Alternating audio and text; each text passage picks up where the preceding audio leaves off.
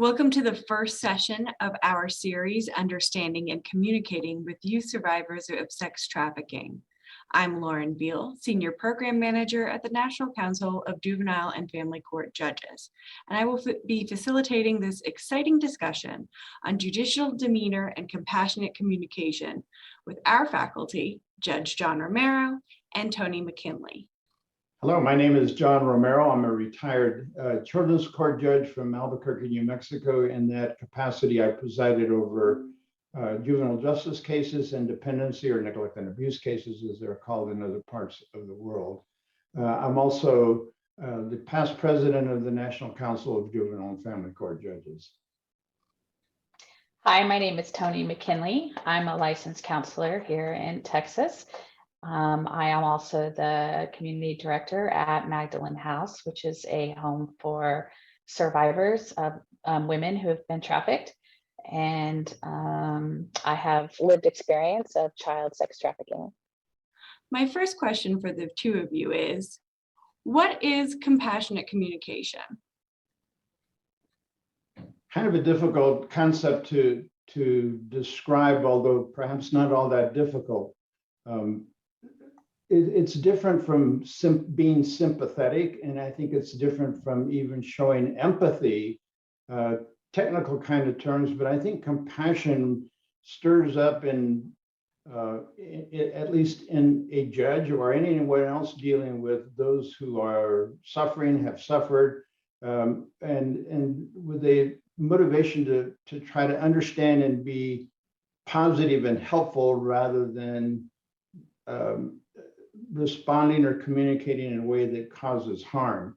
I think compassion necessarily means we're tuned in to the negative experiences, either that we actually know about or we suspect of those who are vulnerable.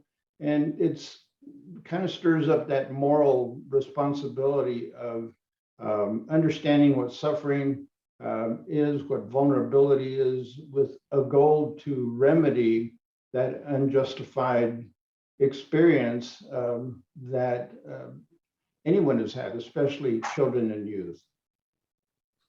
Yes, I agree. I think that's really good, John. I think it's a good idea for that, so that people who want to have compassion and communicate compassionately could study more about what that is, what compassion looks like, the experiences of the children that come in their courtroom, really looking at how their experiences have affected their life and got them to where they are today can really help with that also. So I think education on that and even compassionate exercises and compassionate communication is really effective.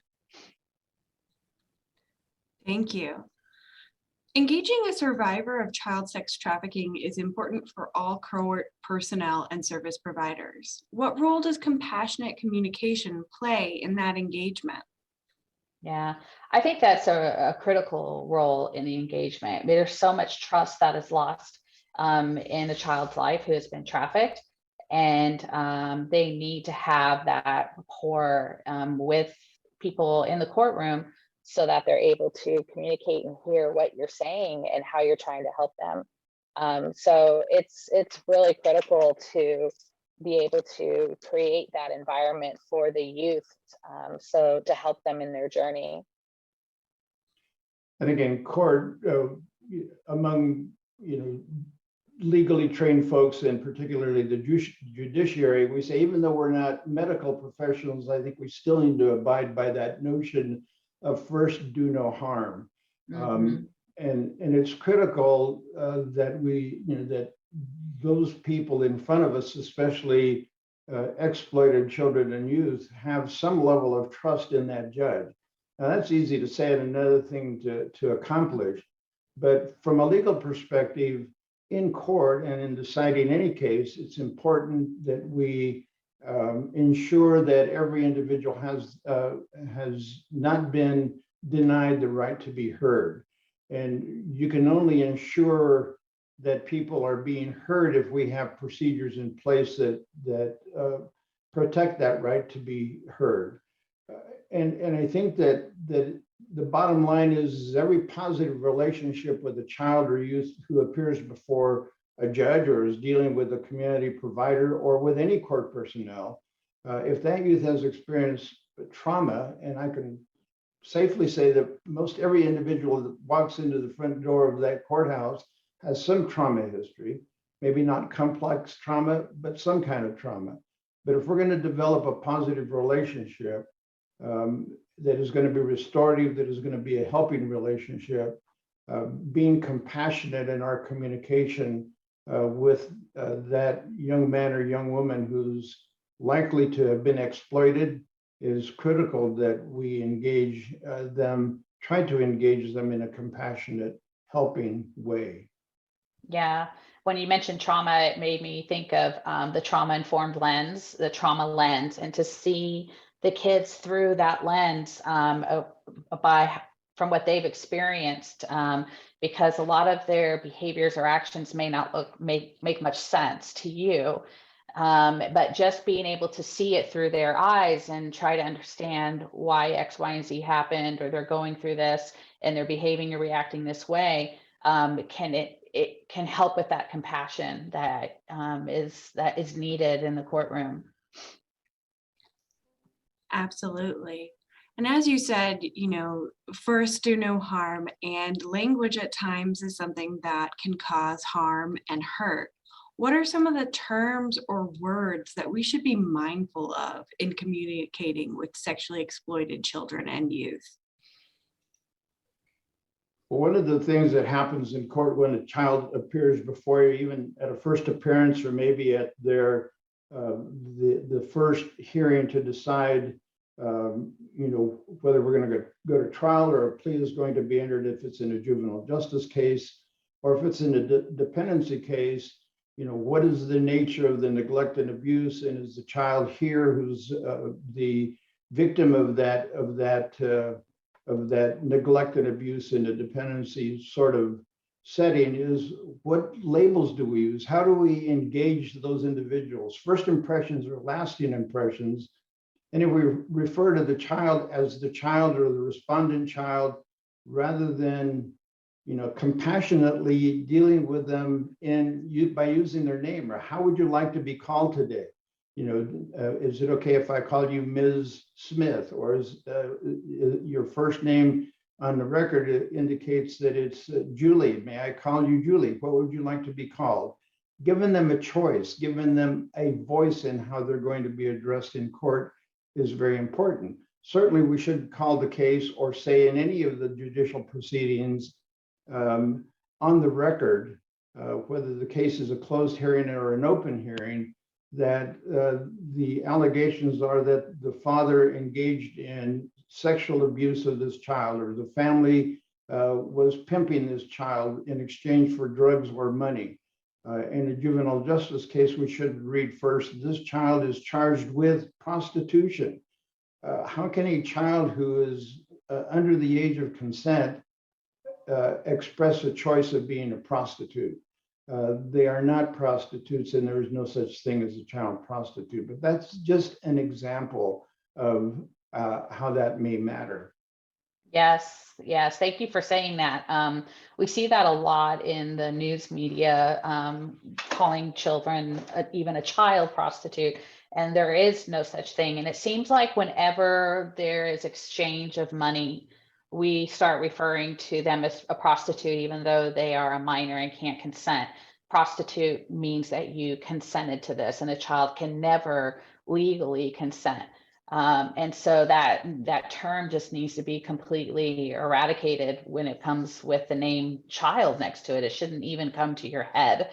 So if that is coming to your mind when you see a child who has been trafficked, then you probably need to go and do a lot of reading and education to help change that thought process in your head, because that is very demeaning. It's confusing. It's what their trafficker told them, that they wanted this, that this is something that they agreed to do.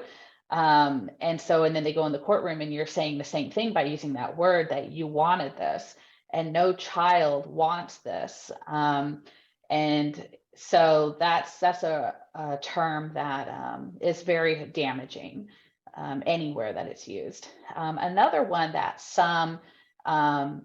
another term that some have expressed that they do not like is the word victim.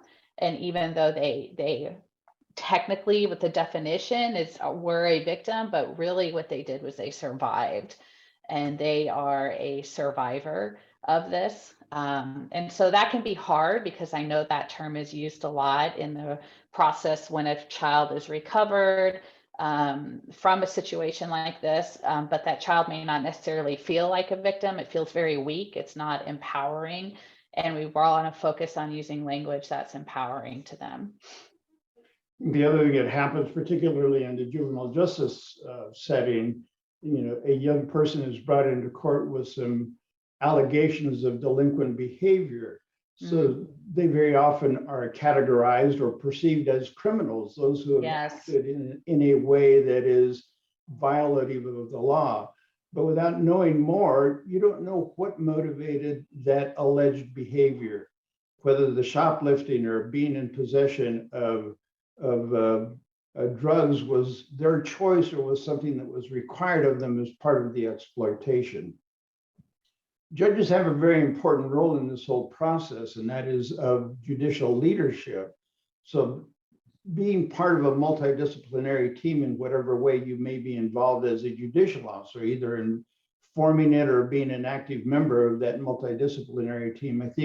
I know I've been guilty of describing child sex trafficking as hidden in plain sight. We don't see what's happening before our very eyes. And I'm reminded that that may be very disempowering if you say something like that in the presence of a survivor, because that makes it sound like it's their responsibility for being in the shadows, for being invisible. And the onus really ought to be on those of us highly trained professionals for not seeing what is obvious and for only looking at what's on the surface of this ocean rather than looking beneath the surface where 80% of the reality exists. So words matter in how we use them and how we are either compassionate with those who are before us or we are indicting them even more than they already feel like it's their fault. Mm-hmm. Yeah, very good point. Thank you. Absolutely. And my last question for you is, if you were a new judge or courtroom staff member who was coming to this work, what is one thing that you would have wanted to know or would want to know about compassionate communication? Well, I think we've talked a lot about the importance of words and voice, how we seek to engage those before us, whether they're someone that may have been or is being exploited or is in the process of being a survivor. How we engage with those folks is important. And I think, voice matters, and also eye contact matters, and not being dictatorial or doing the same old thing the same old way, but recognizing first and foremost, and very importantly, that no two children or youth are the same. Each of those folks is unique and different and brings strengths and weaknesses to the table, just like all the rest of us. The three of us here are not the same. We have different experiences, different backgrounds, even our own trauma that we haven't talked about that may be buried deep in the past. But remembering that each of these young people appearing in our court is unique and special, and they are the experts in their own experience. We are not. That's what I would have wanted to know as a first-time judicial officer, with everybody appearing before me, but especially with children and youth who may be the survivors of exploitation.